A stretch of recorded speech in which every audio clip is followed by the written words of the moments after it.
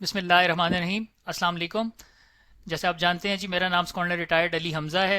और मैं अपने चैनल जो है एरोनॉट आईआर, उस पर ये एक पॉडकास्ट कर रहा हूँ। और मेरे लिए जो है ना बहुत ही ज़्यादा ये ऑनर की बात है, बिकॉज़ बचपन से मेरी हॉबी थी book reading.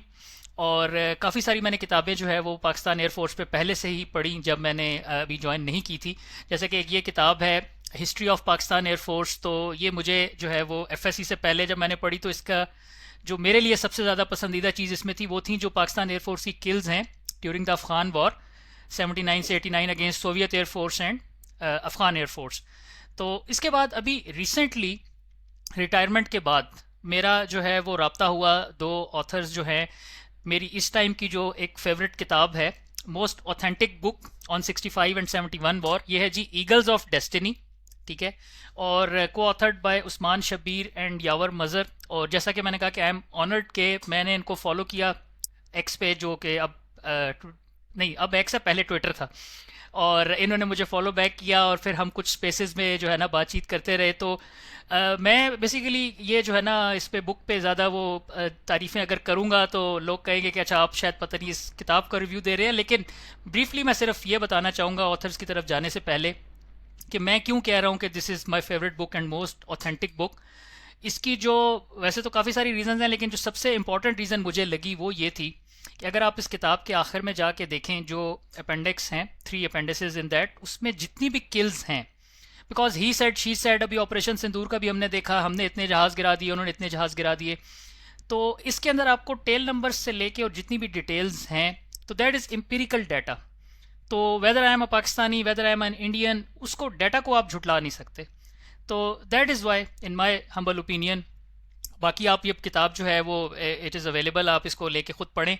You can agree with me और डिसएग्री विद मी। तो इससे ज़्यादा जो है वो, जैसे मैंने कहा कि किताब की तारीफ़ें मैं करता गया, बिकॉज मैंने इसके जो 9 चैप्टर्स हैं वो बड़ी डिटेल में पढ़े हैं। और बहुत सारी चीज़ें मेरे लिए इसमें नई थी जिन पे मैं बात करूंगा। मैं कुछ सवालात जो है वो मेरे हैं। और फिर अगर दोबारा इंशाल्लाह कभी हमने लाइव सेशन किया तो उसमें अगर ऑडियंस के भी जो क्वेश्चंस होंगे, या अगर आप मुझे क्वेश्चंस भेज दें मैं कि ऑथर्स के लिए आपके ये क्वेश्चन है, तो वो इंशाल्लाह मैं उन तक जो है वो रिले कर दूंगा। तो एनी हाउ, खैर मैं इससे ज़्यादा जो है वो टाइम नहीं लूँगा, बिकॉज हम यहाँ पे हैं Usman Shabbir and Yawar Ehsan Mazhar, the authors of Eagles of Destiny, से बात करने के लिए।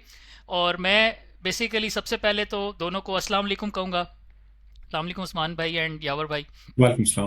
और जी, वेलकम। और बेसिकली जो है ना, मैं स्टार्ट तो इंट्रोडक्शन से ही, कि पहले मैं चाहूँगा कि उस्मान भाई और फिर यावर भाई अपना एक ब्रीफ इंट्रोडक्शन जो भी आप ऑडियंस के लिए चाहते हैं, और अ जर्नी, बिकॉज आप दोनों का जो बैकग्राउंड है वो एविएशन से नहीं है।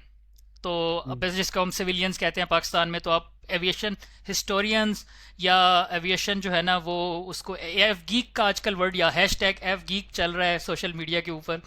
तो उसकी मैं चाहूँगा कि थोड़ी सी जर्नी जो है ना, कि कैसे ये सफ़र जो है, जो आपने माशाल्लाह कि ये किताब हिस्टोरिकल फैक्ट्स के साथ लिखी।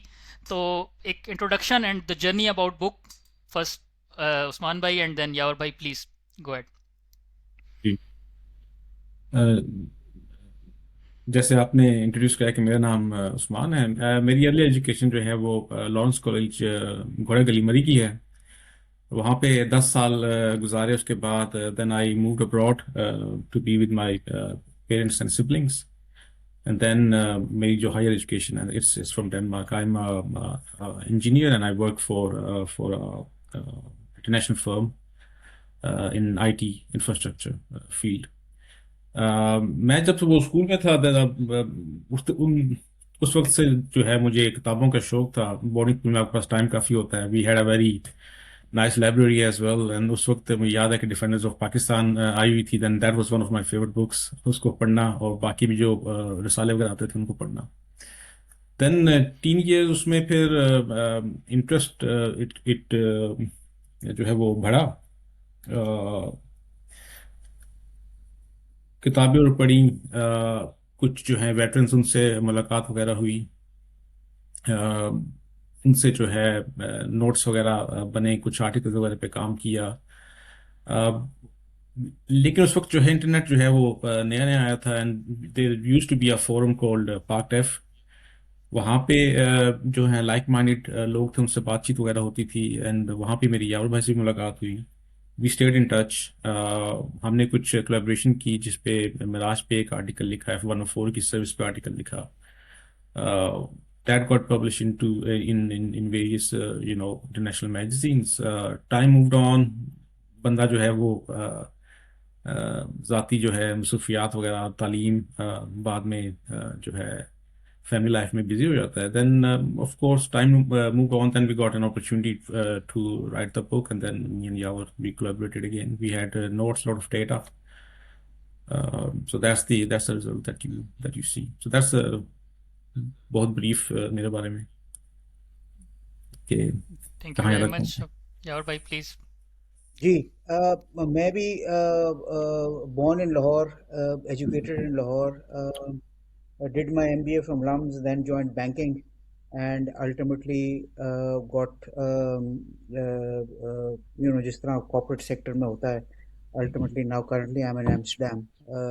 I'm a banker all my life, so as you are right, कोई aviation का professional या family wise कोई background नहीं है, but as you said, aviation geek or aviation bug, this I've seen for everyone. And as I think all three of us know, aviation, there's a Pakistani and an international aviation community, and what I've ever seen is that somebody who gets this bug stays with them for the rest of their life, and वो चीज चलती रहती।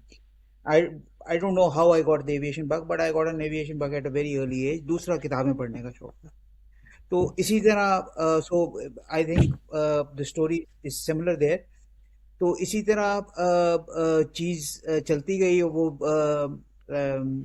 फिर eight parkdef.info जो एक website होती थी, forum, उस पे मेरी उस्मान से you know when you are into this, then you start looking for all sources of information from books to internet। जब आया तो all the forums that became available, the community actually started getting connected internationally। तो मेरी उस्मान से मुलाकात हुई, और मुलाकात तो नहीं, एक्चुअली टेक्निकली मैं मुलाकात का आपको एक इंटरेस्टिंग स्टोरी बताऊंगा। We got connected, and then we started talking to each other. We realized that he is also well informed, well researched, and we started collaborating together. Then the first, as Usman said, was an article on Mirages, then on F104s। और फिर ये idea जहन में बैठा हुआ था कि यार कोई ना कोई चीज, we should do a book project, right. और उसके कई फॉर्म्स लेता रहा over time, and eventually at a certain point in time we got this idea. Actually, I was in London in those days, and someone mentioned that to me, that there's a lot of material in the UK archives on Royal Pakistan Air Force's early years. So the next possible opportunity, I went there and I saw the material, and then I went there several times and kept on digging different materials, and realized कि यार ये काफ़ी अच्छा data है। उस दौरान में उस्मान और मैं, हम over 20 years we had been actually, for 20 years we actively collaborated in terms of reaching out to different veterans, interviewing them, etc., meeting them whenever we are visiting Pakistan। They connected us to other veterans, इस तरह कर करके specially जब ये archives मिल गए, तो उसके बाद वी सेड कि यार okay, we have enough material which can be substantiated to do a book project। and this was just before COVID। and वो जो फिर उसके बाद कोविड जब शुरू हुआ, तो we got a 2 year period almost, जिसमें आपको पता है सब कुछ बंद ही था तकरीबन, तो we could work on a book project. दो चीज़ें interesting in this book journey before we forget, because as we move into the book itself I think we'll start discussing other things, but दो तीन interesting चीज़ें मैं जिक्र करना चाहूँगा। एक तो ये कि उस्मान और मेरी मुलाकात जो है इतने 20 सालों में कभी नहीं हुई। It only happened after the book was published, when he was visiting Amsterdam, and he said I'm visiting Amsterdam and let's meet, and that's where तो हमने आर्टिकल्स भी लिख लिए, 20 साल में पब्लिश भी कर दिए, किताब भी लिख ली, वो पब्लिश भी हो गई।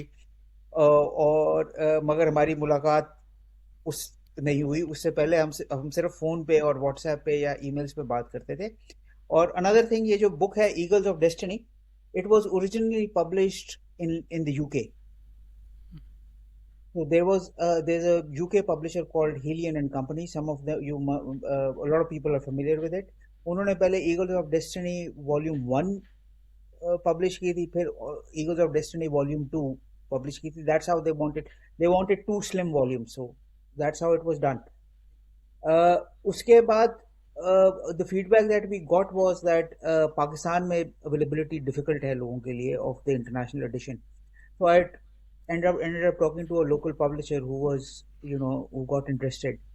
And फिर ये जो पाकिस्तान edition है, which is combined edition of both volume 1 and volume 2, वो publish हुआ था. और ये सिलसिला इस तरह शुरू हुआ था कि you see again when you are in this area, तो और एविएशन enthusiasts होते हैं, वो आप लोगों से मिलते रहते हैं. Usman, for example, had a list of retired officers. तो हमने जब स्टार्ट किया था तो we just used to cold call. I remember Air Commodore Sajjad Haider. I just cold call him one day and said, "Sir, I'm in Islamabad and I'm so and so. I want to do this research. I want to come and meet you." And he was kind enough to meet us. और उन्होंने फिर एक से दूसरा, दूसरे से तीसरा करके चीज़ें हुई. And most of the veterans, I mean, really, the amount of time they spent responding to our questions, it was really we are glad that finally it's come out in a bookshop. But हर एक ने, उनका ये project नहीं भी था, उनका ये शौक नहीं भी था, but the amount of time they spent, it was amazing. So this is how everything came about eventually. Nice, thank you. अच्छा, ये इसमें सबसे इंटरेस्टिंग बात जो मुझे लगी वो यही कि आपकी मुलाकात जो है वो किसके बाद हुई. बिकॉज जनरली हमारा ये होता है कि जैसे मैंने जिम नहीं जाना लेकिन एक दोस्त है वो धक्का दे के ज़बरदस्ती ले जाएगा, तो जनरली कोलैबोरेशन जो है वो उन लोगों की होती है जो साथ साथ होते हैं. तो दिस इज़ अमेजिंग कि आप लोगों ने दूर होते हुए भी ये कोलैबोरेशन की. और दूसरी चीज़, जिस तरह अभी आपको यावर भाई ने बताया, अब हम आहिस्ता आहिस्ता बुक पे आते हैं और क्वेश्चन आंसर्स पे, कि अब जो ये किताब है, ये जो रीडिंग्स बेसिकली इन्होंने, आई थिंक हाँ यू कैन सी इट, ये एक ही किताब है जो 2 वॉल्यूम्स हैं. वो पाकिस्तान में अभी, जिस तरह यावर भाई ने एक किताब मुझे बताया, रेस्ट्रेनिंग एयर पावर, और वो मैं ढूंढने की कोशिश कर रहा हूँ. पाकिस्तान में बुक्स का थोड़ा इशू होता है.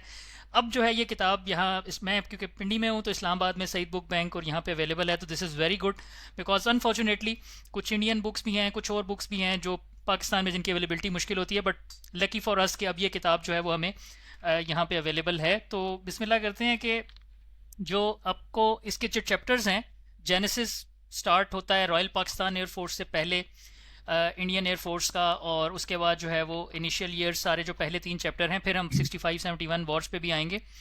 मेरा जो पहला एक क्वेश्चन है वो ये है, इसमें जेनेसिस एंड द चैप्टर 2 में द बर्थ पे एक मैं कोट करता हूँ briefly. Air Marshal Zafar Chaudhry's words, until a couple of months before partition there was hardly any animosity between officers opting for Royal Pakistan Air Force or Royal Indian Air Force, except for perhaps a minor incident or so. Soon after the announcement of partition, tensions started on account of communal writing. अच्छा, अब जो ये चीज़ें हैं, it's a can of worms, मैं उसमें नहीं जाऊंगा. और जो पॉलिटिकल सारी चीज़ें, मेरा जो इंटरेस्ट है इसके अंदर वो ये है कि ये मैंने जो पढ़ के बेसिकली जो बात की, कि आगे जब हम डाटा देखेंगे, स्पेशली 65-71 वॉर में, इसी में बुक के एंड पे जो मैंने आपको बताया कि टेबल्स हैं, तो ऑडियंस जो है ना वो नंबर्स मैं चलें ब्रीफली बता देता हूँ कि IAF had 466 aircraft in 1965 war, 31 squadrons. And PAF का जो ऑर्बिट है इसमें बुक से ही 91 F-86 plus 12 F-104 and 25 B-57 bombers. तो ये हैं 128 एयरक्राफ्ट. और जब आप इसमें, जैसे मैंने बताया कि इसके आखिर में जो अपेंडिक्स है, मैं ब्रीफली तो क्वेश्चन पे फिर मैं आऊँगा. मैं ये इसलिए ज़रूरी है कि मेरे ऊपर बायसनेस का एक ठप्पा लगता है. इंडियंस कहते हैं कि you are biased against Indian air force. तो मैं ग्राउंड ये बनाना चाह रहा हूँ कि 466 aircraft and 128 aircraft, and the result is PAF lost 7 in air to air and IAF lost 17, और total PAF lost 20 and IAF lost 68. और ये 68 जो हैं that are excluding those Indian navy, army, और एक अनफॉर्चुनेट इंसिडेंट जो उसमें civilian Beechcraft. और तो अब इसकी बेस पे अगर मैं ये अगर फिर भी लोगों ने बायस्ड कहना है तो कह दें, क्वेश्चन मेरा ये है कि जो मैंने एयर मार्शल जफर चौधरी के जो वर्ड्स पढ़े कि जो जेनेसिस या जो बर्थ है उसका सोर्स सेम है। द ब्रिटिश, उनका यहाँ पे हमारे ऊपर कब्जा था जो भी है, और हमने ट्रेनिंग वहाँ पे ही ली, और royal Pakistan air force and royal Indian air force का जो खमीर है वो सेम है। लेकिन जब हम आगे रिजल्ट देखते हैं तो माशाल्लाह अल्हम्दुलिल्लाह, क्योंकि मैं एयरफोर्स में हूँ तो मुझे उसकी खुशी भी है, पीईएफ की। नंबर्स में 71 वॉर के भी, और मैं ज़्यादा लंबी डिटेल में नहीं जाना चाहता, अभी ऑपरेशन सिंदूर और 2019 भी, द रिजल्ट इज़ कि PF has performed better than IAF.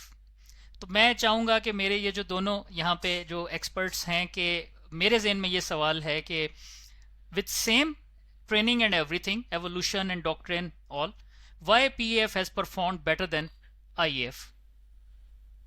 Okay, Usman here. I would like to go first on this question. Please do. Can I? Then I'll chip in.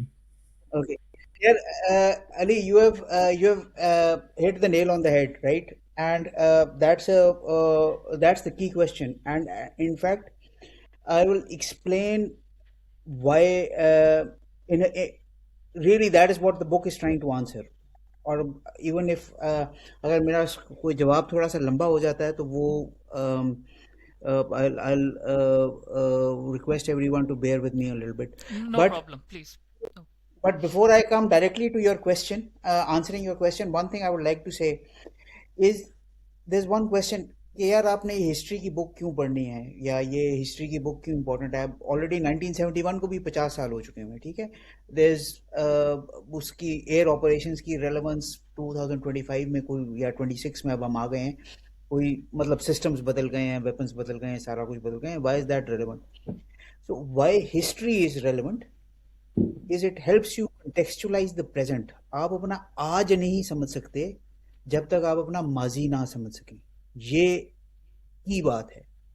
और this is why, तो अगर आपने 2025 की air battle भी समझनी है तो आप या तो ये बात करते रहें J-10 बेहतर था, रफाल बेहतर था, PL-15 की रेंज ज़्यादा थी, मेटेओर की रेंज ज़्यादा थी, ये आपको सही जवाब कभी भी नहीं मिलेंगे जब तक आप फंडामेंटली चीज़ों की तरफ नहीं जाएंगे। आप इस पे नहीं जाएंगे अच्छा ये ऑर्गेनाइजेशंस में क्या फ़र्क था, क्यों फ़र्क था, ये कैसे हुआ, तो उसके लिए आपको हिस्ट्री में जाना पड़ेगा।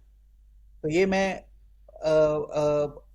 एक एक्सप्लेनेशन ये देने के लिए कि ये किताब लिखी क्यों थी। ये आपने जो सवाल किया है कि how come PF has done better, इस आंसर को ढूंढने के लिए ये हमने रिसर्च भी शुरू की थी और ये किताब लिखी भी इसीलिए थी, और यही हम इसमें जवाब देना चाहते हैं। Now coming to your question, you are right, it is genesis was the same, and but as the two air forces evolved, उनमें डिफरेंस आना शुरू हो गया ओवर 20 years। 1965 तक वो काफ़ी अपेरेंट था। और ये बात again just to remove any biases from if all three of us are going to be accused कि ये पाकिस्तानी बात कर रहे हैं।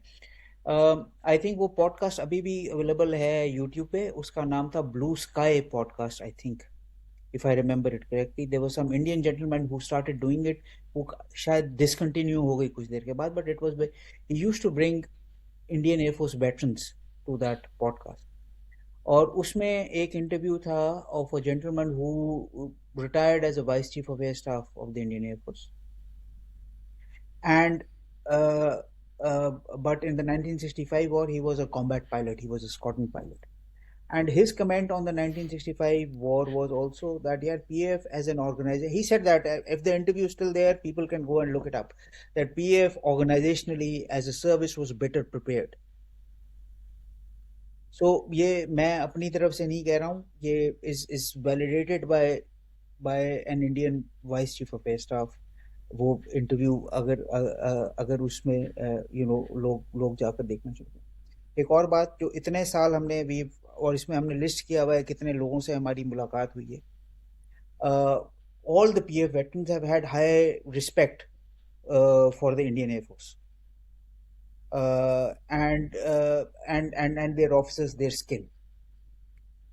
I was sometimes surprised by the comments that some of them made. So ये नहीं है अब इसमें I think I'll just stop here as kind of a preamble. Then we can go into the detail of how it happened. I just wait for Usman to add anything if he wants to add something to this. Sure.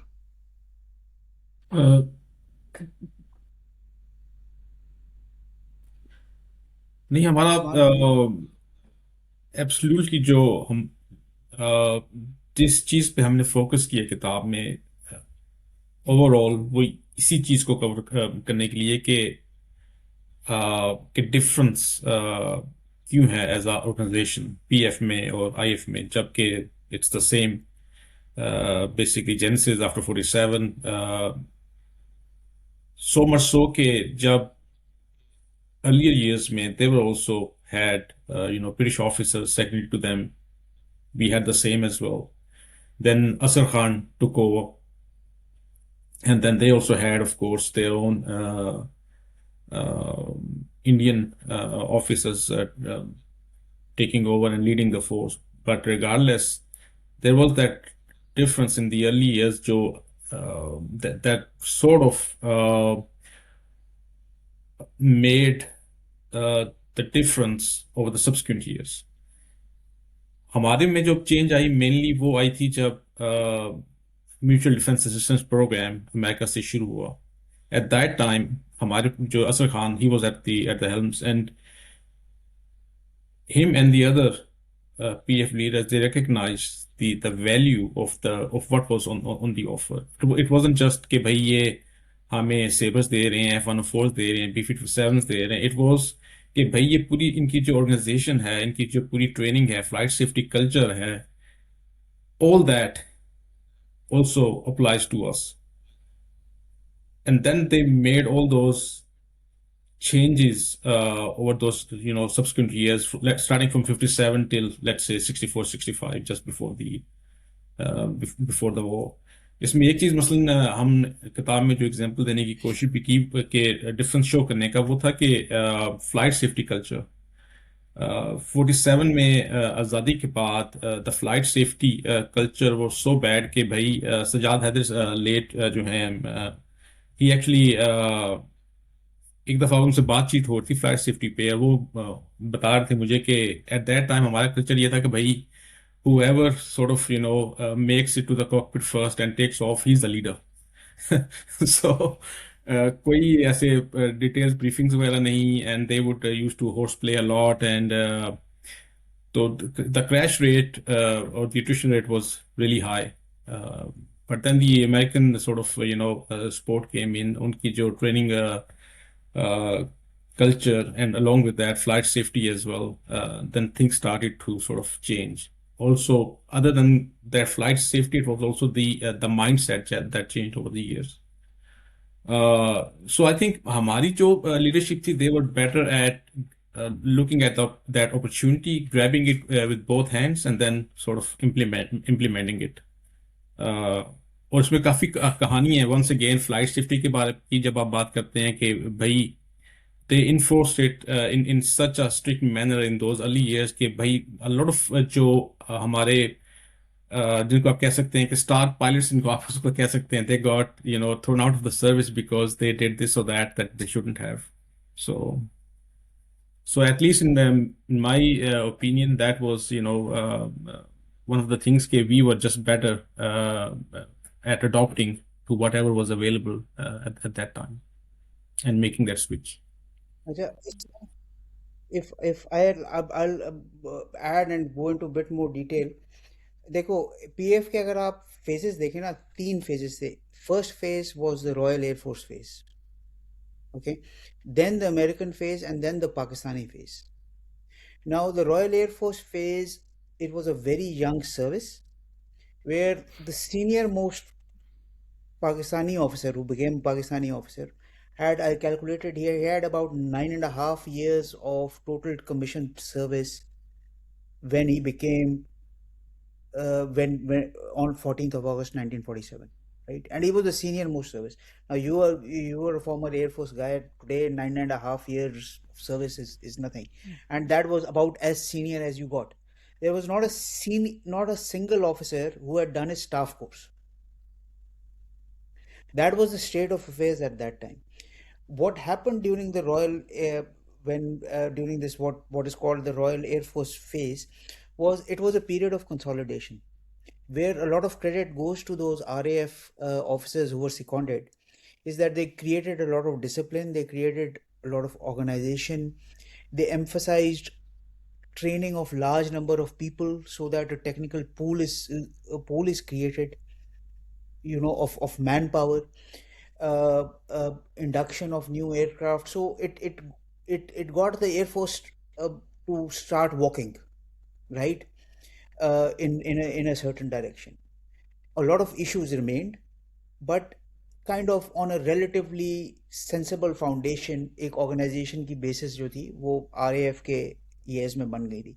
There are issues like uh, why so many freighters were bought or etc etc. Yeah, I mean that's discussed in the book, and we don't have to go into every detail right now, but that was the Royal Air Force period.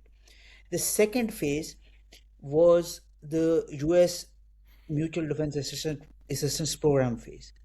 Fortunately, what happened for PF, in my view, was at the same time as this aid program was starting, that a very dynamic person like Asghar Khan became the chief of the staff. Okay, and around him set up a very good team. Originally, the Pakistani officers wanted American systems because they thought the technology is better. But as they started inducting those American systems, they realized that everything what US Air Force has on offer is a whole new way of doing things, not only from flying and operations to down to how you issue policy memos, etc. within the Air Force. And they really absorbed all of that knowledge. Not only absorbed all of that knowledge, they started creating local organizations and systems which would help the Air Force adapt that knowledge to its own local conditions. To give example, fighter leader school बन गया, air safety का system बन गया, directorate बन गई, planning की directorate पहली दफ़ा बन गई. ये सारी चीज़ें, तो इससे ये हुआ, for example the planning directorate, first time you will ask serious questions that okay what should be the force structure of the Air Force, how many jets do you need? You would say, okay, we need 200 jets. The Americans would ask, why 200 jets? Why not 250? Why not 150? So those questions started getting asked. It's not that you got all the right answers, but those institutions were created, the processes were created where you will start getting these answers over time. Right? इसी तरह उसके बाद there was this change impacted the Air Force from the junior most officer to the senior most officer. उसकी मैं दो examples देता हूँ. Starting with the junior leadership or junior officers, हमने इस book में डाला हुआ है. The first jet aircraft that we had was the Supermarine Attacker. ठीक है, Supermarine Attacker का अगर आप फ्लाइट मैनुअल देखें ना तो वो 37 पेज या 70 पेज इतने का वो है. और आज हमारी जो गाड़ी अगर हम कोई नई खरीदें तो उसका मैनुअल जो है वो ज़्यादा मोटा होता है सुपर में. और उसकी कन्वर्जन प्रोसेस क्या होता था कि पायलट को वो मैनुअल सुबह पकड़ाते थे और कहते थे गो थ्रू दिस मैनुअल, और शाम को से पूछते थे या दोपहर को से पूछते थे कि you have any questions. He said no sir. You take him to the cockpit, maybe test a few procedures, and off he goes. He's a jet aircraft converted pilot. That's how people converted from a Tempest to or a Fury to their first jet aircraft. Now, when the American aid came, the conversion to F-86 was a very structured process, right? F-86 का -1 या जो flight manual देखते हैं, it's a huge document, a very comprehensive, well-structured document. Somebody who has gone through that conversion course will understand his system very well and the principles behind that system also very well. And he will carry that to his day-to-day operations. So you can imagine कि वो जब attacker squadron में कोई mission planning हो रही होती थी वो किस क्वालिटी की होगी, और जब F-86 सेबर की कन्वर्जन और एक्सपीरियंस के बाद जो लोग आए हैं वो किस क्वालिटी में बात कर रहे थे. That was one thing. Second, or at a senior level, to give an example, and I'll give an example of flight safety here. The first person, one of the first people who started working systematically on flight safety in PA was Air Commodore Callahan. And he narrated an incident that there was a T-33 crash at Maripur, right? And they had recently done some work with first with US Air Force and then at University of Southern California. अच्छा, उस वक्त US Air Force के लिए भी University of Southern California ज़्यादा काम कर रही थी flight safety के लिए. So more than US Air Force, it was University of Southern California which used to work on flight safety. So ये उधर से they had spent time there and recently got some methodology and had started applying that. So they did an air crash investigation report on the T-33 crash. And that ultimately went up to the air chief, who was Asghar Khan. And he says that Asghar Khan walked into my office very angry and said, ये तुमने इतना ज़्यादा algebra क्या डाला हुआ है crash report में? Tell me what happened in the cockpit. Right? So even at the senior level, what he didn't realize was that sometimes flight safety is more about what goes wrong in the cockpit. You have to take a systems approach to it. That is what was new for Asghar Khan. Right? So what happened in that incident was that they eventually, it became an issue. The air chief is not liking your report. So it ultimately went to US Air Force and then University of Southern California. And then they came back and said, similar things happened in our system, or, it got validated, and Asghar Khan accepted the report. But for senior leadership, people as experienced as Asghar Khan, it was a bit of learning. So these are all examples of institutional learning, which were supported by the organizations that were set up, like the Fighter Leader Schools and the Staff College, Flight Safety. So यहाँ से foundation पड़ी थी of a better organization. Nice, ठीक है, thank you very much for the detailed answer. और मैं इस पे जो आगे चैप्टर 3 है, कंसोलिडेशन, जिसके अंदर ये चीज़ें सारी तकरीबन काफ़ी सारी, क्योंकि हम सारी तो बुक तो डिस्कस नहीं कर सकते, और जो पॉडकास्ट है जिसमें मैंने कुछ चीज़ें जो हैं वो आज के लिए रखी हैं, कुछ हम इंशाल्लाह नेक्स्ट टाइम भी डिस्कस करेंगे. लेकिन जो पॉइंट यहाँ पे बेसिकली हाईलाइट हुआ है कि ग्रुप कैप्टन असगर खान, इस बुक का मैं अभी अगर कोट करूँ कि असगर खान एंड नूर खान, इन्होंने एक स्टैंड लिया, और जो स्विफ्ट और वेनम और इस तरह के जो ब्रिटिश एयरक्राफ्ट थे उनसे ये शिफ्ट हुई, और उसके अंदर जो है हमने ये सारी की सारी चीज़ें देखी. बिकॉज आई थिंक, मैं इस पर ज़्यादा बात नहीं करूँगा, बिकॉज मेरा अंदाज़ा है कि ब्रिटिश के लिए शायद हम ग़ुलाम थे, तो वो हमें एज इक्वल्स नहीं देखते थे. अमेरिकन के लिए हम एटलीस्ट उस टाइम इक्वल्स थे. आज को हम छोड़ देते हैं, अब तो कनाडा भी जो है वो इक्वल नहीं रहा यूएसए के, but in 1950s I think they were like the same air forces, US air force, PF. But British ने शायद हमें वो चीज़ें उस तरह ना नहीं देनी थी कभी भी, बिकॉज उनके लिए तो हम स्लेव थे. एनी खैर, ये जो है ना काफ़ी ज़्यादा हमने इसमें डिटेल में बात कर ली, और मेरा ख्याल है कि इसमें बगैर किसी बायस के, वो जो मेरा पॉइंट था कि मैं अभी 1971 के भी आगे जब डाटा पे जाएंगे, अल्हम्दुलिल्लाह PF has since 1960s perform better than IAF. और इसके अंदर अल्लाह खुश रखे असगर खान साहब को, नूर खान साहब को, और उनका बहुत बड़ा हाथ है, four fathers of Pakistan air force. Anyhow खैर, अब जैसे मैंने कहा कि कंसोलिडेशन, और आगे हम इसको थोड़ा सा फास्ट फॉरवर्ड करते हैं. ऑडियंस भी शायद 65 वॉर का अगर वेट कर रही होगी, तो अगला जो है वो क्वेश्चन या डिस्कशन जो है ना, अगेन दोनों जो उस्मान भाई, यावर भाई ने इसमें लिखा हुआ है, थोड़ा सा मैं पढ़ देता हूँ बुक से, फिर जो मैं जैसे मैंने ब्रीफली बताऊँगा कि 3 सितंबर को फ्लाइट लेफ्टिनेंट यूसुफ का एक वाक़या है इसमें, कि सुबह 7 बजे जो है at 700 PF radar at Skeser picked up 4 bogies at approximately 36,000 feet. मैं अब इसको थोड़ा आगे 2-3 लाइंस छोड़ के कि flight lieutenant Yusuf Ali Khan and flying अफसर अब्दुल खालिक, they were on cap combat air patrol, they were vectored towards 4 nats.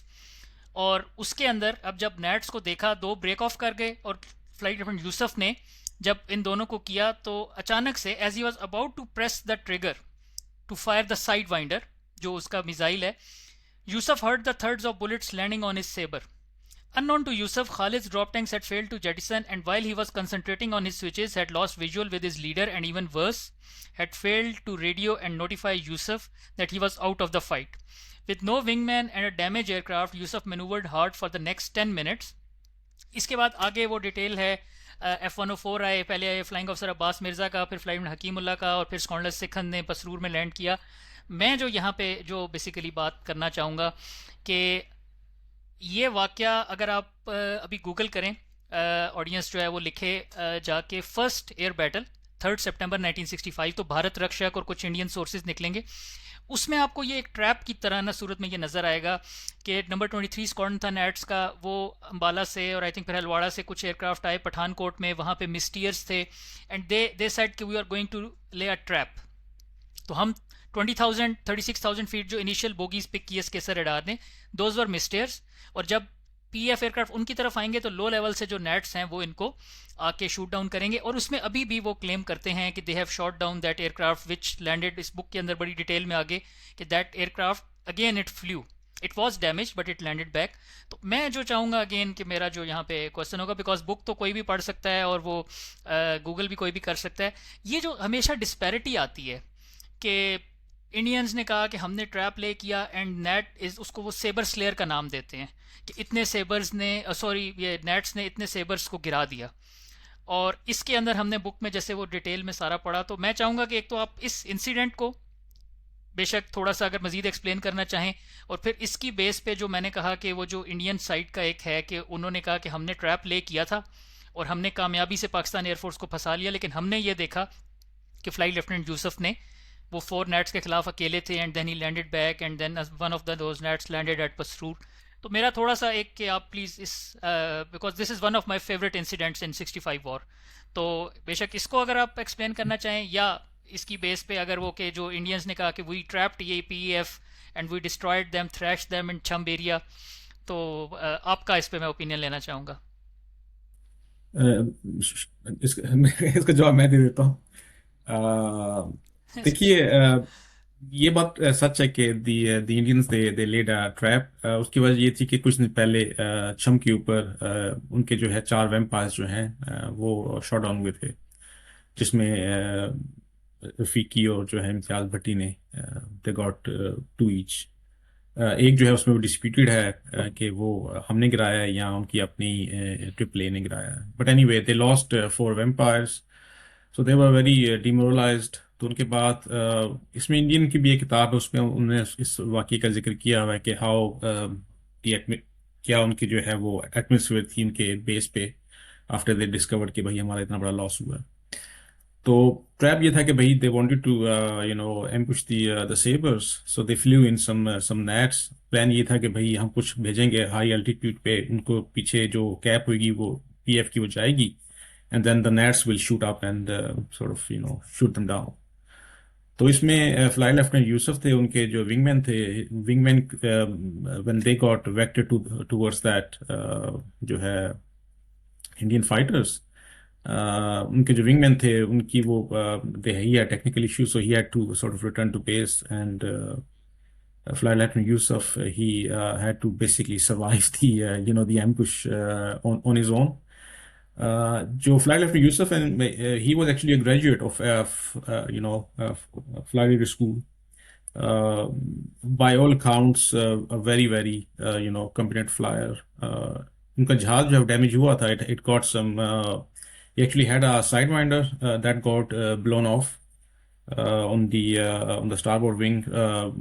उसके अलावा his tail got peppered with bullets and all that. But regardless, he was able to recover safely to the base. और Indians they claimed भाई ये हमारी first kill है, they were on all India radio.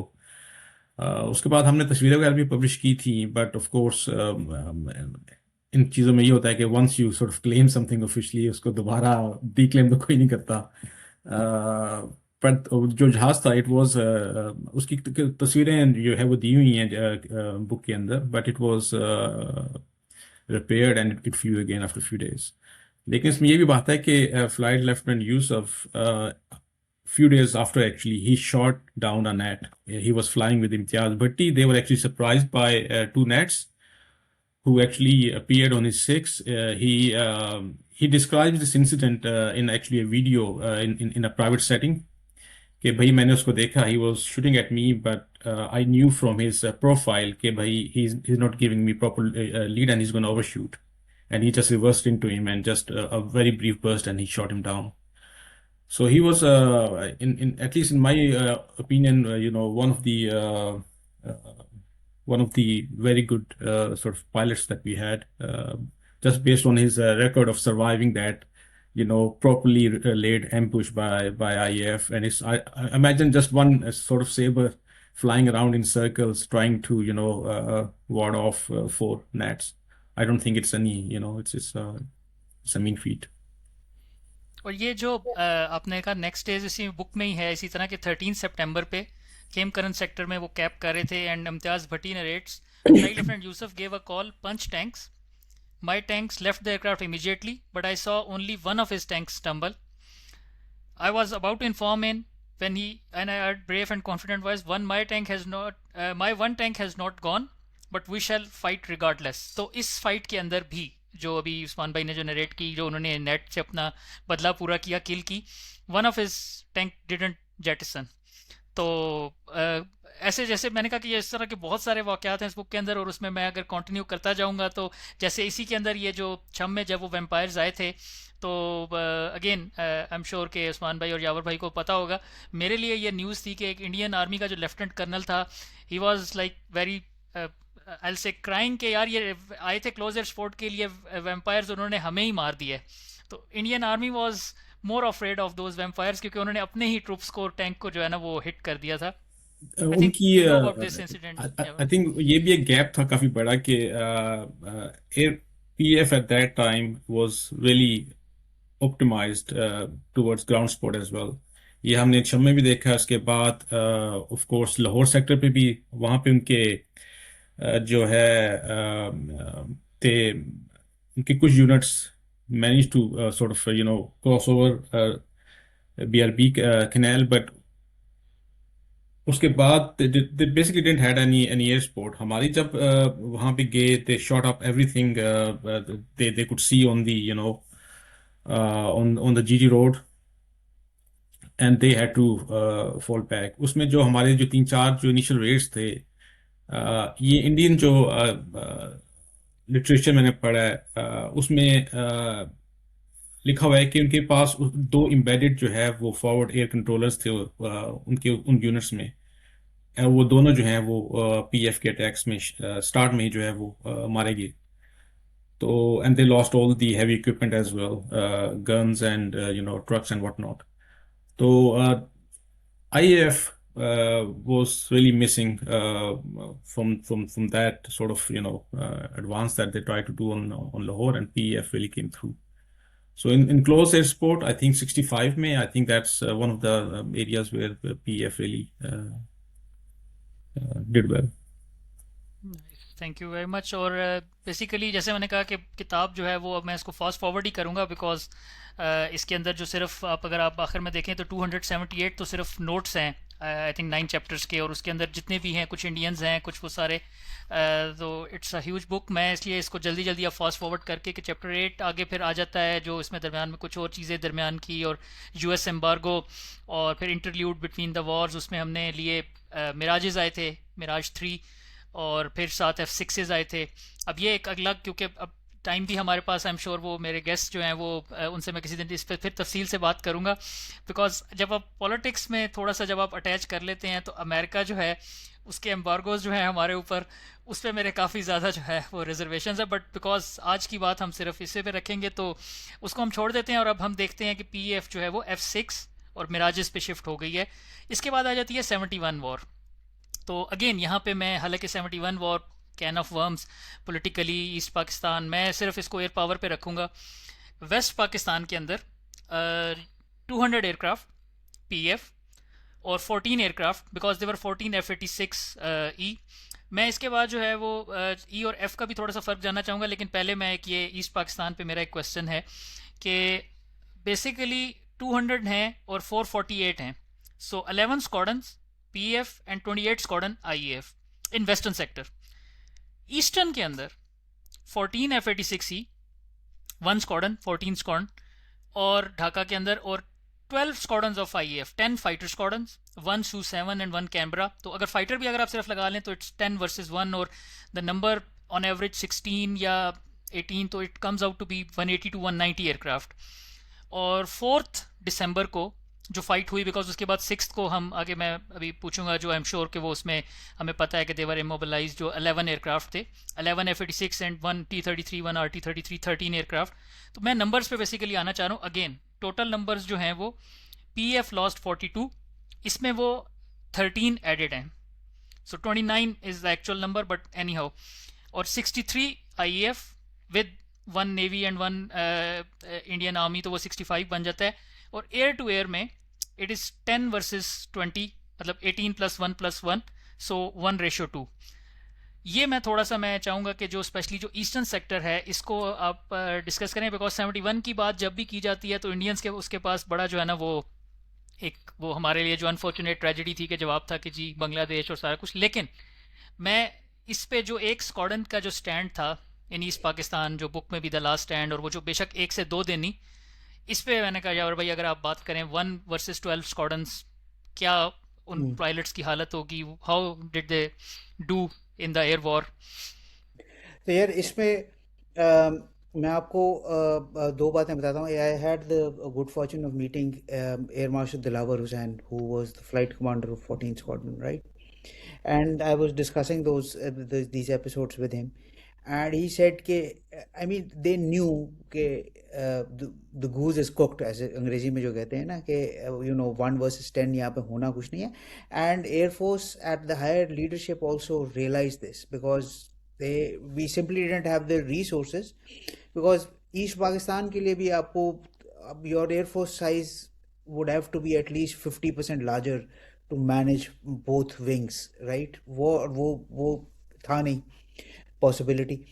तो in fact जो उधर एक soul radar था वो भी वेस्ट पाकिस्तान मंगवा लिया गया था उस वॉर से पहले, because they said it would be simply a loss of equipment and we need it here, because radars की हमारी वल्नरेबिलिटी थी in 71 war on the western sector, उस वो अभी सफिशिएंट नंबर्स में नहीं थे।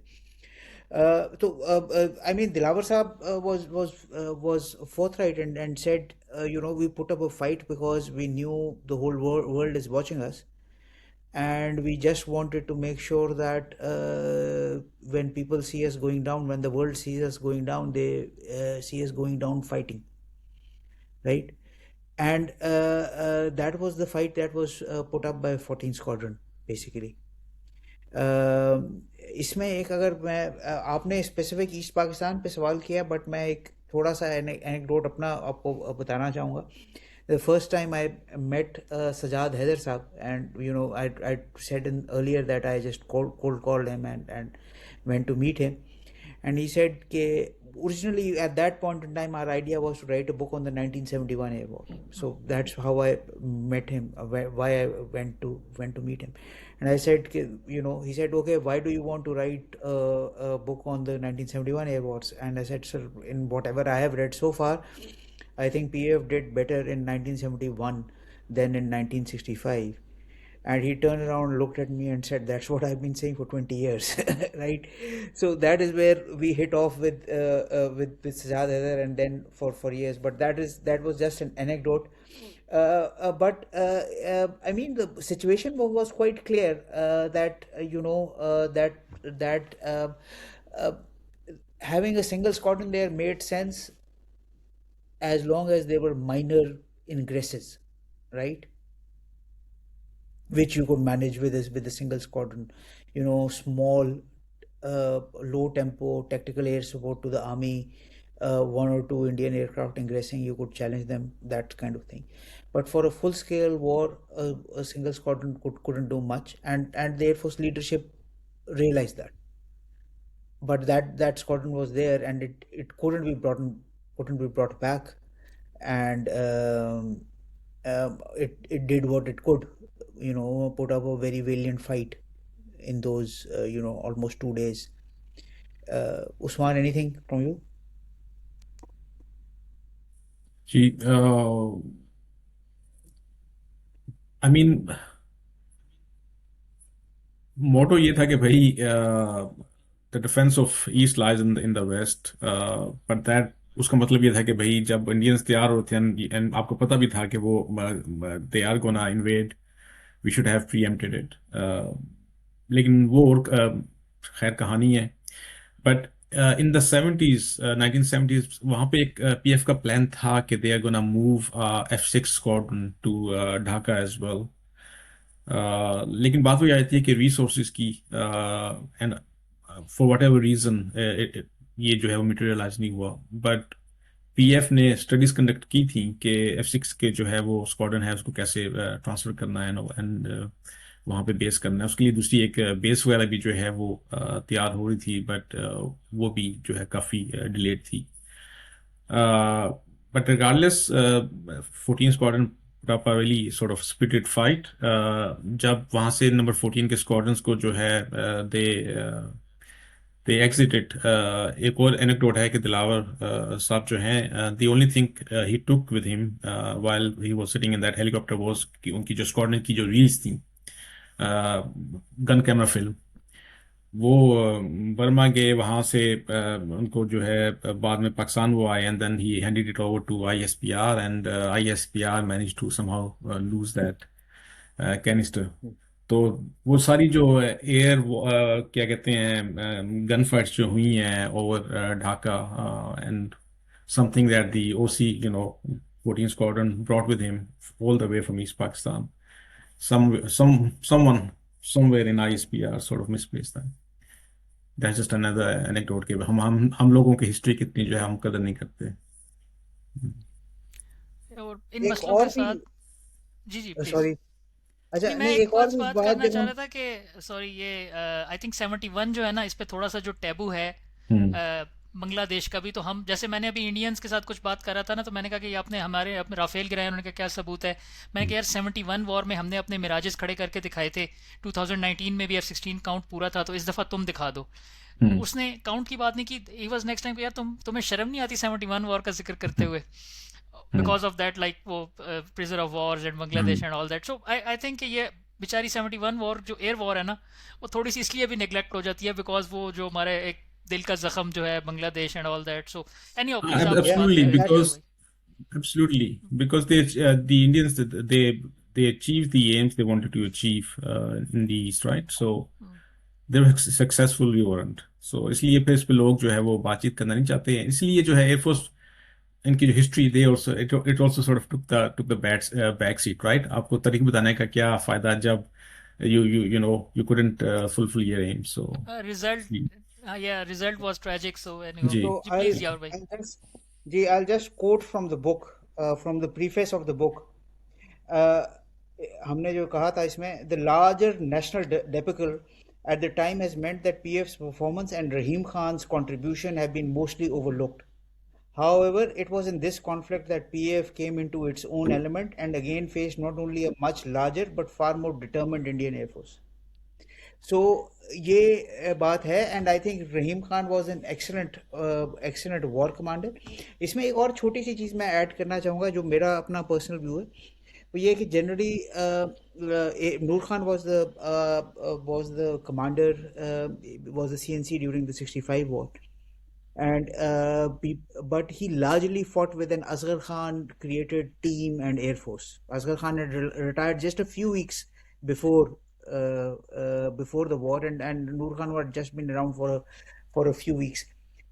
नूर खान साहब की जो असल कंट्रीब्यूशन मेरे नज़दीक, जो बहुत इंपॉर्टेंट है और जो बात नहीं होती इसलिए क्योंकि it's not a major historical event, but is the period from 1965 onwards, जब आप देखें तो ही practically built up a new air force. Because आप देखें 65 में तक तो हम सारे अमेरिकन सिस्टम्स पे चल रहे थे और अमेरिकन एड पे चल रहे थे, ठीक है। 65 में वो बिल्कुल ख़त्म हो गई, but when we entered the 71 war, the size of the air force had doubled approximately, right? And we had also inducted systems like the Mirage and the F6, and that was done without any support from a US aid program. So all that organizational effort that went in into addressing all the weaknesses of the 65 or of building up and keeping a very capable, very professional Air Force.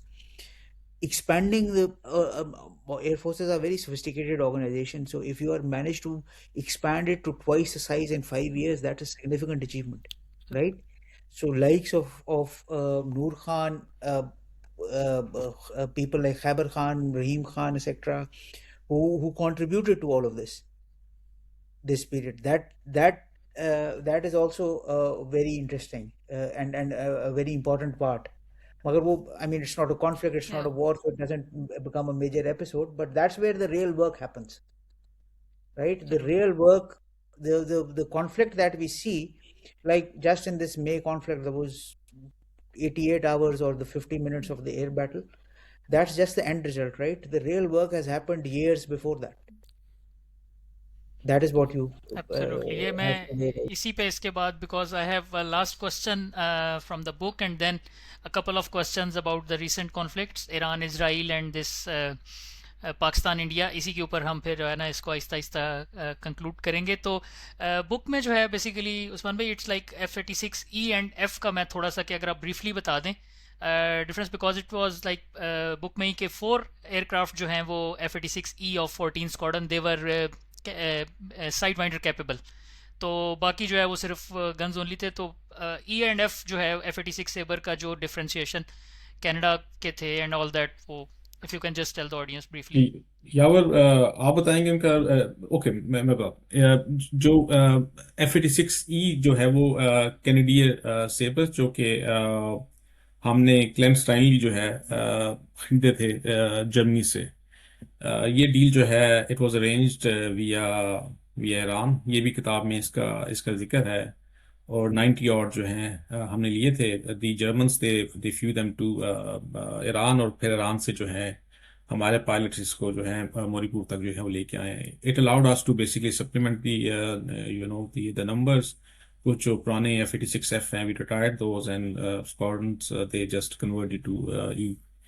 It was overall it was more maneuverable, but other than that, externally there wasn't that इतना बड़ा कोई इसमें difference नहीं था. Yawar, you have anything to add? या अच्छा, एक तो चीज मैं क्लियर करना चाहूंगा, ये F-86E जो है ना, ये हम पाकिस्तान एयरफोर्स में कहते थे F-86E. It should not be, because F-80, इसका असल नाम जो था वो सेबर मार्क 6 था. Canadian. Okay, Yeah. and I don't know why we started calling it F-86E, but that's what we called it because it creates a confusion, because actually एक F-86E था. F-86F जो हमने 65 की वॉर जो या जो हमें मिले थे, उससे पहले का जो वेरिएंट था वो F-86E था, ठीक है. और हमारे पास F-86F थे. उसके बाद ये सेबर मार्क 6 जो था, ये वो सेबर मार्क 6, इसे हम जब F-86E कहते हैं, दैट्स जस्ट पाकिस्तानी थिंग और PAF thing to call it an F-86. It was not an F-86E, it was a Sabre Mark 6. और इसमें इंजन जो था वो बड़ा था, ओरेंडा मार्क 6, ठीक है. इसमें दूसरा जो फ़र्क था वो ये था कि कुछ ओरेंडा 13, आई थिंक ओरेंडा 13 था, उसकी थर्स्ट ज़्यादा थी उसके ओरिजिनल जी इंजन से ज़्यादा, तो इसलिए इसकी परफॉर्मेंस जो थी बेहतर थी. दूसरा जो फ़र्क था, ये some of the aircraft had a Martin Baker ejection seat. तो आप तस्वीरें देखेंगे ना, तो जिस तरह कैनपी खुलती है ना, खुली हुई कैनपी, उसकी पोजीशनिंग में थोड़ा सा फ़र्क है. जो मार्टिन बेकर वाली इजेक्शन सीट वाली कैनपी है, वो एक तो सीट से फ़र्क पता चलता है, दूसरा वो कैनपी ज़रा ऊंची उठी हुई होती है. और कुछ में जो थी वो ओरिजिनल सेबर की वो थी. और दूसरा, इफ़ आई रिमेंबर करेक्टली, इसके विंग में थोड़ा सा फ़र्क था, बिकॉज जो F-86F का विंग था वो एक्सपैंडेड विंग स्पैन था और उसके लीडिंग एज स्लैट्स थे. इसका एक्सपैंडेड विंग स्पैन नहीं था, मगर लीडिंग एज स्लैट्स थे. तो F-86 सेबर की जब आप एज एन एयरक्राफ्ट उसकी हिस्ट्री पढ़ते हैं, तो उसकी विंग्स वगैरह में बहुत फ़र्क आया था. वो काफ़ी इंटरेस्टिंग है, उसको काफ़ी कंफ्यूजिंग होता है. But you know for an aficionado, किसी वेरिएंट पे विंग फेंस लगा हुआ था, उसकी तस्वीर मुझे मिल गई थी कहीं से. पाकिस्तानी एक दो ही तस्वीरें हैं जिस जब हमें इनिशियल F-86 आना शुरू हुए थे, तो उसमें कोई वेरिएंट जो थे वो 1-2 वेरिएंट थे -25 जिसपे विंग फेंस लगे होते थे विंग्स। वो बाद में हमने विंग्स चेंज करके हर एक को मॉडिफाई कर दिया था hard to F-40 standard expanded hard wings के एक्सपेंडेड साथ। विंग था। और नहीं नहीं, हार्ड विंग्स बाद में थे। हाँ, आए जो थे वो हार्ड विंग्स के या साथ थे। हमने फिर वो स्लैट्स रेट्रोफिट किया था, स्लैट्स लगाए थे। बल्कि अगर आप आलम साहब का सेबर देखें ना, उसकी कोई क्लोजअप पिक्चर देखें, तो उस पे एक्चुअली लिखा हुआ है F-86 F-35NA। -35NA was the variant without the leading edge slats. तो ओरिजिनली वो जेट बना वो without the leading edge slats था। वो विंग्स बाद में रेट्रोफिट किए गए थे, उसमें लीडिंग एज स्लैट्स थे। अब ये इस इन सारी बातों से आपको पता चल गया होगा कि वो एविएशन गीक जो चीज होती है बिल्कुल मैं वो क्या होती दिस है। Is this is amazing because मेरे लिए ये चीज़ें मतलब मेरे लिए भी नहीं है, हालांकि मैं आई फील प्राउड कि मेरा नॉलेज काफ़ी अच्छा है हिस्ट्री ऑफ पीएफ का। बट मैं भी इस टाइम सुन रहा हूँ कि अच्छा, क्योंकि विंग फेंसेस मैंने सिवाय चाइनीज F-35 F-6 A-5 मैंने कभी नहीं देखा विंग फेंस ऑन दिस किताब अमेरिकन F-86 नहीं नहीं, सेबर। बट किताब मैं किताब में हमारे पास तस्वीर थे भी है, और एक सेबर है जिसपे विंग फेंस लगा हुआ है। सो वो हमारे ख्याल से विंग काफी फेंस लगा नायाब हुआ है वो। तस्वीर है आप वो। अच्छा, ढूंढेंगे, मैं बाद में आपको पेज नंबर भेज दूंगा। सही उस सही पे सही। विंग फेंस लगा हुआ है। नहीं, मैं वाकई अब तस्वीरें तो दोबारा ये सारी गौर से, बिकॉज बहुत मैंने इंटरेस्टिंग टेक्स्ट थी। पे ज़्यादा टेक्स्ट पे ज़्यादा गौर हाँ किया है, लेकिन अब मैं तस्वीरों पे ज़्यादा गौर करूंगा। ये एक चीज़ है बेसिकली, क्योंकि हम शायद फॉर ग्रांटेड ले लेते हैं एज अ पायलट जहाज़ की तस्वीर को। तो मेरे लिए वो तस्वीरें जो थी ना, मैं वो पूरा हाँ पढ़ रहा होता था। ऊपर फ्लाइट लेफ्टिनेंट यूसुफ का सेबर है, आगे F-104 some pilot is standing, और मैं देखता था एक नज़र, हाँ बस ठीक है सही है, pilot is standing with aircraft.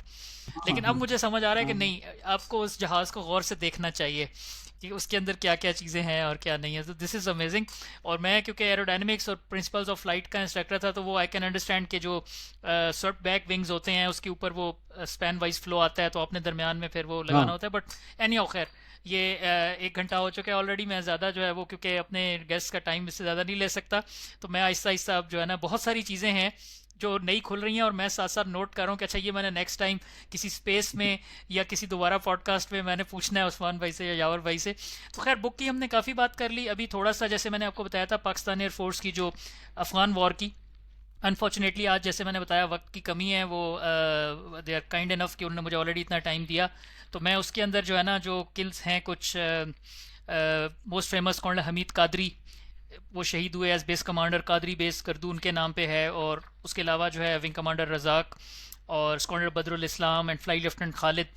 तो ये एक टॉपिक आज मैंने कहा कि मैं सिर्फ इसको करूँगा, टच करूँगा, और अपने एक्सपर्ट से इसके ऊपर जो मैंने डिटेल्स जो है वो लेनी थी। मैं इसलिए ये बात कर रहा हूँ क्योंकि 1971 के बाद मैं एक स्पेस में मैंने ये क्लेम किया बड़े फख्र से कि अल्हम्दुलिल्लाह पाकिस्तान एयरफोर्स का जहाज़ किसी ने नहीं गिराया, तो नो कॉम्बैट लॉसेज सिंस 1971। और उस्मान भाई ने फ़ौरन कहा नहीं नहीं नहीं, we have one combat loss, friendly fire. Wing commander Amjad ने फ्लाइट में शायद सिकंदर का F-16 जो है वो शूट डाउन, तो वो हमने खुद चले गिराया है।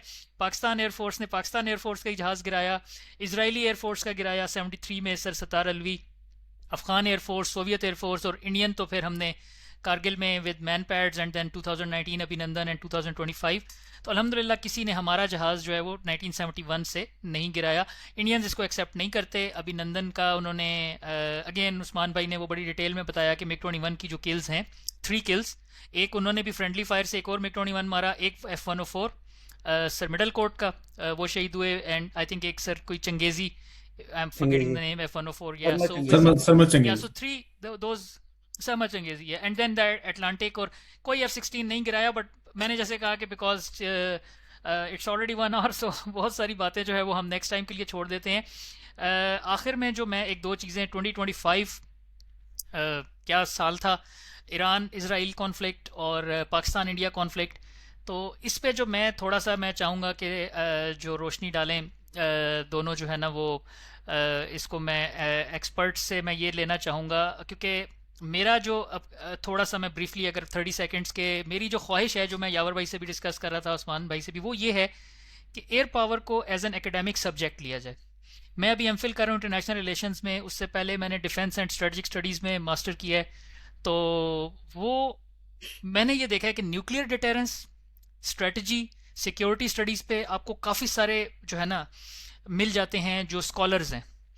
लेकिन पाकिस्तान में एयर पावर के ऊपर जनरली स्कॉलर्स की मैं बात करूं, जैसे हमने नूर खान और पीएफ की जो लेगेसी है, और वो यावर भाई, उस्मान भाई, मैं खुद भी एक स्कॉलर रिटायर्ड, लेकिन एज एन एकेडमिक सब्जेक्ट इसको रिसर्च करना, डॉक्टरेट लेवल पे लेके जाना, तो ये एक छोटी सी मेरी कोशिश है कि हम इसको एक डिस्कोर्स जो है ना, इंटेलेक्चुअल डिस्कोर्स एयर पावर पे शुरू करें, पीएफ और आईएफ से थोड़ा निकल के। तो अगेन मैं इस पे मैं थोड़ा सा मैं अपनी तमहीद ज़्यादा लंबी नहीं करता, इट्स ऑलरेडी टू लेट। तो पॉइंट ये है कि जो ये दो कॉन्फ्लिक्ट्स हैं, इन पे जो मेरे क्वेश्चंस हैं वो ये हैं कि एक तो जो इसराइल एयरफोर्स है उसमें और पाकिस्तान एयरफोर्स में मुझे कुछ पैरेलल्स नज़र आते हैं। The Israelis they use air power as the primary instrument of their national policy, या जो उनका जो एक सिक्योरिटी के अंदर सॉवरेन स्टेट्स में वो गए, ईरान में, कतर में, उसके अलावा लेबनान, सीरिया, इराक तो होता ही रहता है। और पाकिस्तान एयरफोर्स में भी हमने देखा कि आपका जो टिप ऑफ द स्पेयर होता है stand of, single service stand of 2019 2025।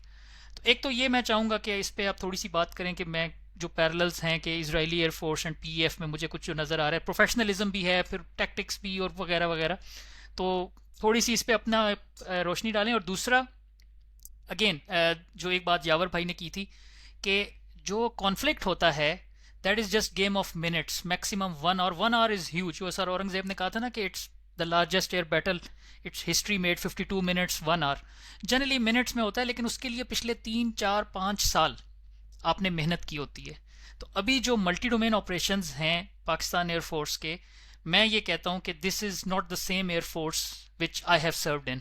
जो हम 2 शिप लेके जाते थे, 4 शिप लेके जाते थे, और अभी जो एक large force employment 42 aircraft with data link on same page. तो पिछले 3 से 4 साल में नेस्टैप, multi domain operation, cyber space, electronic warfare, तो थोड़ा सा मैं चाहूँगा कि इस पे रोशनी डालें कि जो फ्यूचर है, future of the air power, बेशक साउथ एशिया में, बेशक दुनिया में, कि how it has evolve from this pilot and 65-71 की हमने काफ़ी बात कर ली, बट मेरे ख्याल में अब पायलट का एक रोल जो है वो कम रह गया। सॉरी, मैं अगर क्वेश्चन लंबे हो गए तो मैं बाद में दोबारा रिपीट कर दूंगा, but parallels of Israel and Pakistan and multi domain operations and future of air power in south Asia and in general, इस पे काइंडली बात करें। इस्तेमाल पहले मैं जाऊं इस पे। जी प्लीज गो अहेड। ओके यार, मेरे इस पे भी अगेन मे वाली एयर बैटल पे बड़े स्ट्रॉन्ग व्यूज़ हैं, बट अगेन मैं पहले एक डिस्क्लेमर दे दूं कि ना मैंने कभी एयरफोर्स में सर्व किया है, और ना मैं अपने आप को एयर पावर थ्योरेटिशियन समझता हूं, और ना इंटरनेशनल रिलेशंस का कोई थ्योरेटिशियन समझता हूं। मगर मतलब जितना मुझे पता है और जितना मुझे स्टडी से, बट मैं अपने व्यूज़ दे देता हूँ जो हैं। पहली बात तो ये आपने बड़ा इंटरेस्टिंग पैरेलल निकाला है, and I think you are right in saying that there are parallels between the Israeli air force and the Pakistani air force, and that is something worth studying. और ये जब आप एकेडमिकली इस चीज़ को आगे लेके जा रहे हो, that could be an interesting area, because दोनों एयरफोर्सेस को ऐसे यूज़ करते हैं कि they, although they are tactical air forces, they end up creating strategic effects. That is my personal view. और इस वजह से मैं डिस्क्लेमर दिया था कि ना मैं एयर पावर थेरिस्ट हूँ, ना मैं आईआर का थेरिस्ट हूँ या स्ट्रेटेजिक अफेयर्स का थेरिस्ट हूँ। तो हो सकता है कि वो बात मेरी, you know, with this disclaimer, मगर मेरा जो ये व्यू है वो यही है कि ये स्पेशली दोनों एयर फोर्सेस जो हैं वो ये they end up using it. अच्छा, अब for example let's come to this May air battle, right? Again हमने एयरक्राफ्ट लॉसेस की बात की, किसका हुआ ज़्यादा, किसका नहीं हुआ। देखो, again aircraft would be lost in combat, right? Pakistani भी और इंडियन भी और इसराइली भी और any other air force, there would be, it's a war, there is an aircraft loss. और अभी बहुत से सोशल मीडिया पे इंडियन यही कहते हैं कि whatever, I mean it's a combat aircraft, it gets lost, what's the big deal? But the point that I have, or the point that I think is important, is that it's not the aircraft loss itself. It's not Hamari, and I think PF's claims are probably quite credible of 7 aircraft. But 4 ले लें, 7 ले लें, 5 ले लें, 6 ले लें. I mean, Indian Air Force is a large aircraft, a large Air Force. वो 7 जहाज भी हो जाए तो उसको क्या फ़र्क पड़ जाता है? That's one way of looking at it, but that's not the right way of looking at it. It was the attrition rate. So you see, and I will come to how that creates a strategic impact, जो आपने Israeli air force से link किया था, उसे मैं PF से link कर रहा हूँ कि they flew 72 aircraft. Let's assume for a second that 7 were actually lost, right? 10, that's attrition rate of 10%. That's an unsustainable attrition rate. Because अगर आप assume करें कि ये conflict escalate हो जाता, right? And Indian Air Force had to fly 1,000 sorties a day or 500 sorties a day in an escalated conflict against Pakistan. भाई अगर 10% attrition rate चले, so that means you would lose for 500 sorties, you would lose 50 aircraft per day. तो 6 दिन के बाद तो you've lost half of your air force. That is the point. It was the unacceptable attrition rate, which is, it's not 6 aircraft, 7 aircraft. It is the unacceptable attrition rate that happened. And that attrition rate happened when in a scenario where not a single air-to-air missile was fired by the Indian side, which means they were completely on the defensive. That is why their CDS ended up admitting that the Air Force was grounded practically for 2 days. That in itself created a strategic effect. And that links to your earlier point of the parallel between the Israeli Air Force and the Pakistani Air Force. So, अगर आपने actually इसे समझना है मे air battle को, I think the real art of that was that it was not also, it was definitely not about Rafales or J-10s or PL-15s or Meteors.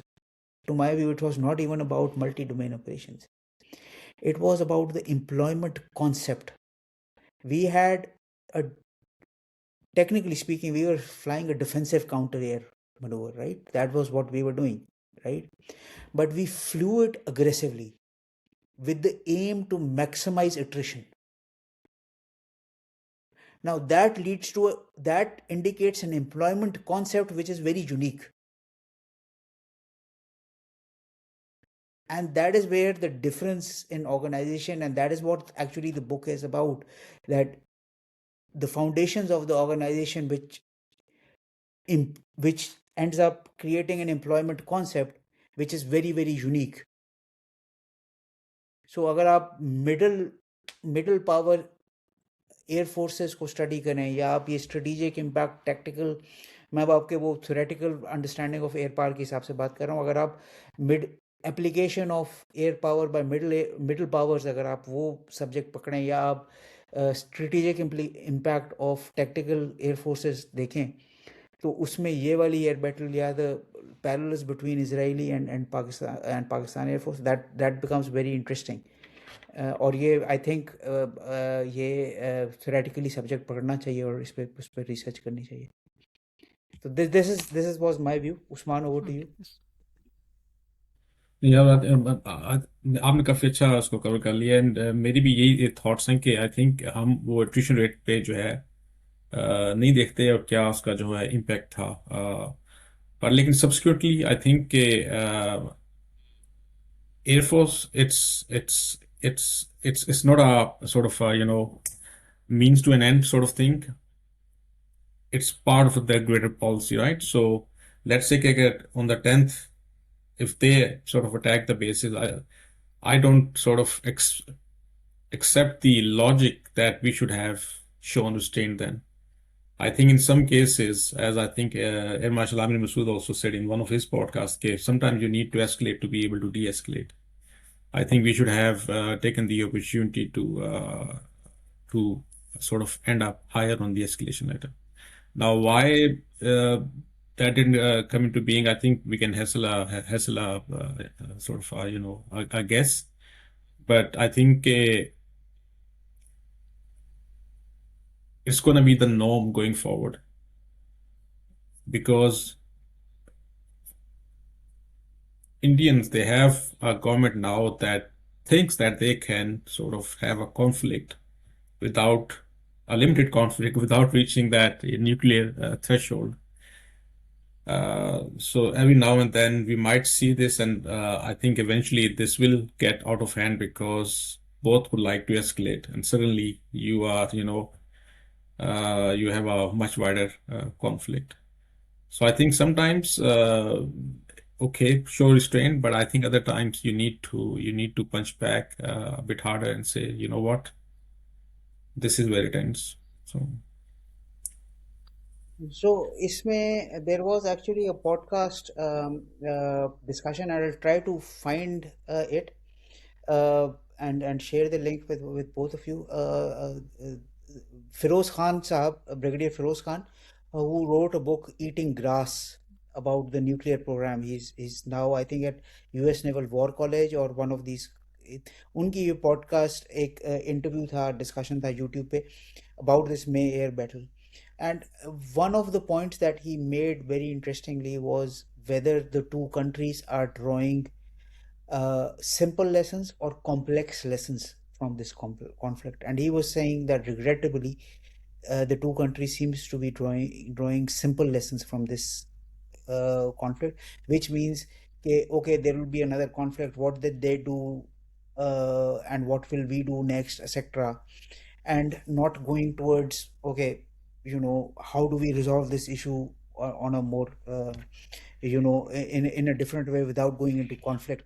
That is the unfortunate part, because I think as much as everybody has a right to be an patriotic Pakistani or a patriotic Indian, at the end of the day I think for South Asia it would be better if you know any discussion of air power remains entirely theoretical and we don't have any conflicts going forward. But it is what it is. Second, आपने एक दो दफ़ा जिक्र किया था अभी अपने questions में ईरान वर्सेस इजराइल, राइट? और वो मेरे लिए बड़ा इंटरेस्टिंग था because I think what that conflict showed was the is as whatever information that is currently available, jitna mujhe I have been able to read about it, because nobody has written in detail about how those operations were covered. But what I have understood was that Israelis use their stealth technology or F-35s for very effective suppression of enemy air defenses, and that allowed their fourth generation or 4.5 generation aircraft to do offensive counter airs, right? And that is one of the point.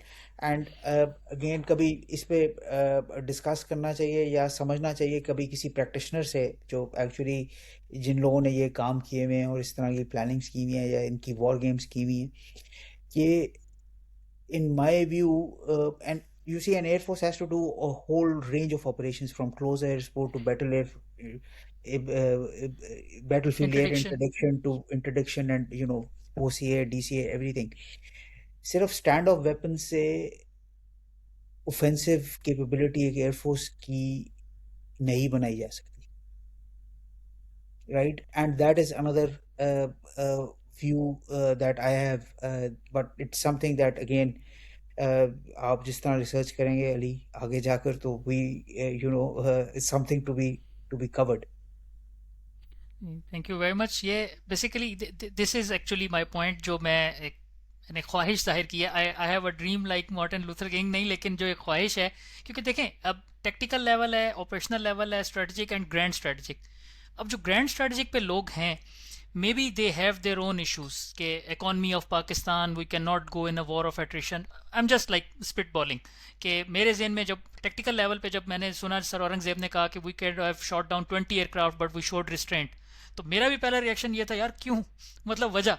Because मेरा जो एक level है tactical level के, मैं सिर्फ यही सोचूंगा. जो आपने बड़ी इंटरेस्टिंग बात की यार भाई, जैसे उस्मान भाई ने कहा ना, ये एस्केलेशन लैडर पे हमें मजीद एस्केलेशन डायनेमिक्स पे डिस्कशन, एक डिस्कोर्स की ज़रूरत है.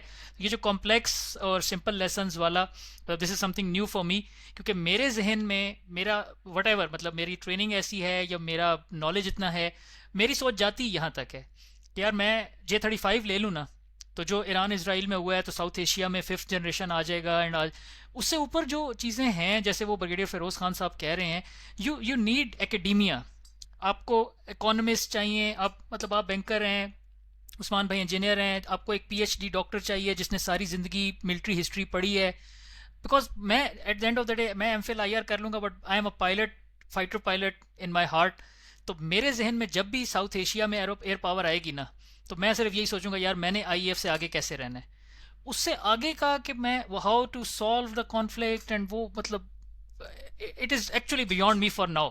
सो आई एम ट्राइंग कि मैं वो सीख लूँ और हम इस पे करें इंशाल्लाह ताला. बट मैंने जैसे time already so many other interesting things. आप कुछ कहना चाहते हैं यार भाई तो प्लीज़ यू कैन नहीं एड नहीं, into. I was just going to say कि जो आप भी एयर पावर की थ्योरेटिकल स्टडी की बात कर रहे हो within the context of South Asia middle powers, that's very interesting.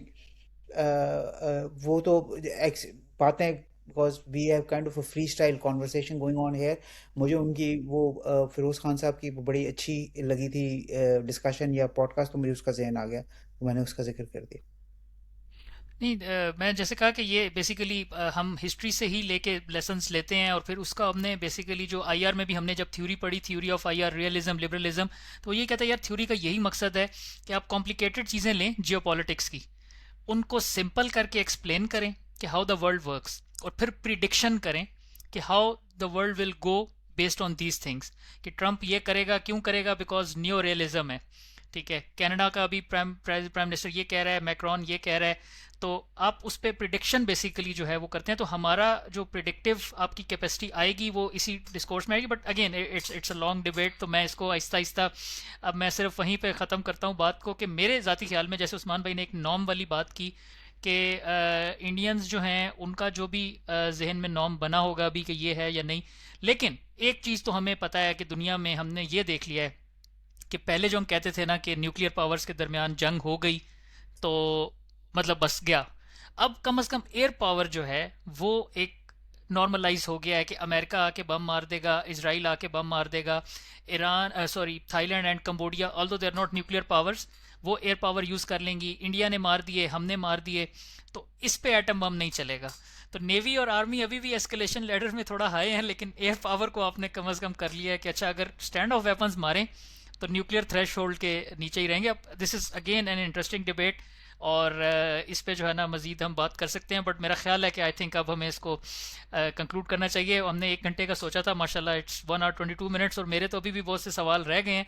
लेकिन इंशाल्लाह चलें, यावर भाई तो खैर बिजी रहते हैं, लेकिन उस्मान भाई को हम कभी ना कभी जो है ना किसी ट्विटर स्पेस में, एक्स स्पेस में काबू कर लेते हैं. तो मैं कोशिश करूँगा कि वहाँ पे ही मैं पूछ लूँ. और मैं आखिर में आप लोगों का दोबारा से शुक्रिया अदा करना चाहूँगा.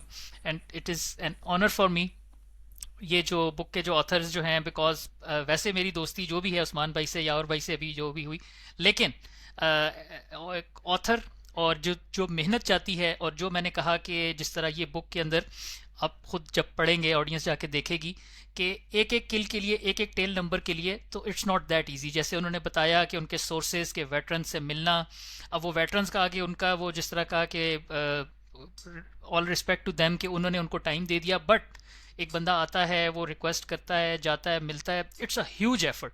And I can understand this because मैंने अभी एक रिसर्च पेपर भी लिखना होता है, तो मैं लेट जाता हूँ कि यार क्या करूँ, और एक किताब लिखना that is something amazing. So that is why I am really honoured. दोबारा से मैं आप लोगों का शुक्रिया अदा करूँगा, और मेरी रिक्वेस्ट है कि कभी कभी जो है ना अगर आप लोग टाइम निकाल लिया करें, तो मेरे और भी काफ़ी सारे सवालात जो रह गए हैं इंशाल्लाह हम उनको भी कवर कर लेंगे. तो आखिर में आप जाते हुए कुछ मैसेज देना चाहें ऑडियंस को तो प्लीज़ गो अहेड. नहीं नहीं, ऑडियंस को क्या मैसेज देना यार, सिर्फ आपको, आप जब भी स्पेस और या कुछ और करते हो तो बेशक बता दिया करो. सिर्फ वो टाइम डिफरेंस की वजह से कोऑर्डिनेशन की बात आ जाती है कि वो टाइम मिलता है या नहीं, but I am happy to join. और इनफैक्ट आपके you see one difference between you and us is that आप कॉकपिट में बैठे हुए और आपने एक्चुअली फ्लाई किया हुआ है. हमने सिर्फ किताबें पढ़ी हुई है. तो that always creates a lot of difference, to be honest. That creates a lot of difference, and it's great for us also to interact with you, because बहुत सी चीज़ें क्लियर हो जाती हैं जो आपको किताबों से समझ नहीं आती. तो या let's keep in touch thank you इंशाल्लाह. Very much. जी अली भाई, उस्मान भाई बहुत बहुत प्लीज़. शुक्रिया हमें यहाँ पे बुलाने का. And it was nice talking to you, and always available whenever you have any questions और concerns. Thank you very much जी. बस अब मैं इसको एपिसोड को ख़त्म करता हूँ.